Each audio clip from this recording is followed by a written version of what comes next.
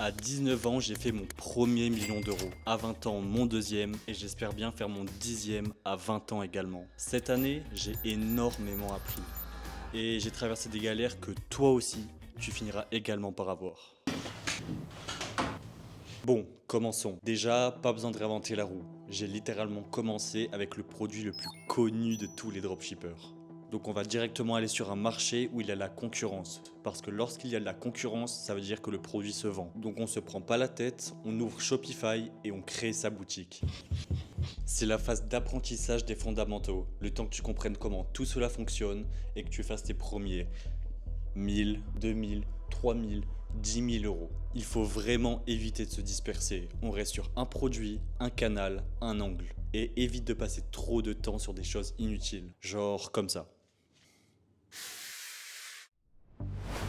Bien, tu fais 1000 euros par jour. Tu as validé un produit, une offre, une stratégie. Ton seul job, c'est de faire plus. Ce qui fonctionne déjà. Pas besoin de changer de produit, pas besoin d'ouvrir un nouveau marché, juste plus de créative. Un produit, un canal, une offre claire et irrésistible. Et retiens bien, si tu fais plus, tu fais moins. À 5000 euros par jour, tu n'as plus le droit d'être moyen.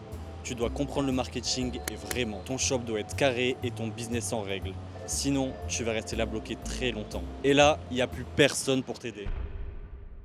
Sauf si tu as les bons contacts. Parce que quand tu as les bons contacts, un problème qui te prendrait 3 jours à être résolu te prendrait que 3 minutes. Build trust, but in contract.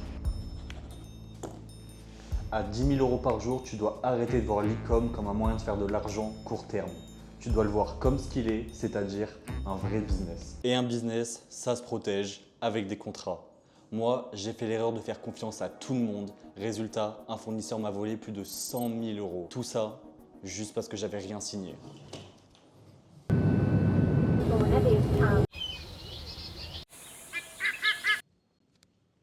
Le palier des 500 000 euros. C'est le moment où tu peux plus tout faire toi-même, tu dois commencer à déléguer, recruter et poser des process. Parce que à ce stade, ce qui te faisait gagner peut devenir ce qui te fait tout perdre. Si t'as pas une vraie base, au moment de scaler pour le million, tout s'écroule. Premier million, bravo, mais n'oublie pas que c'est maintenant que le vrai jeu commence. Maintenant, on veut plus de volume, mais surtout quelque chose de structuré, périn et rentable. On n'est pas là pour lever des fonds comme les startups de beaux parisiens, on va donc aller attaquer plus de marchés pour générer plus de cash.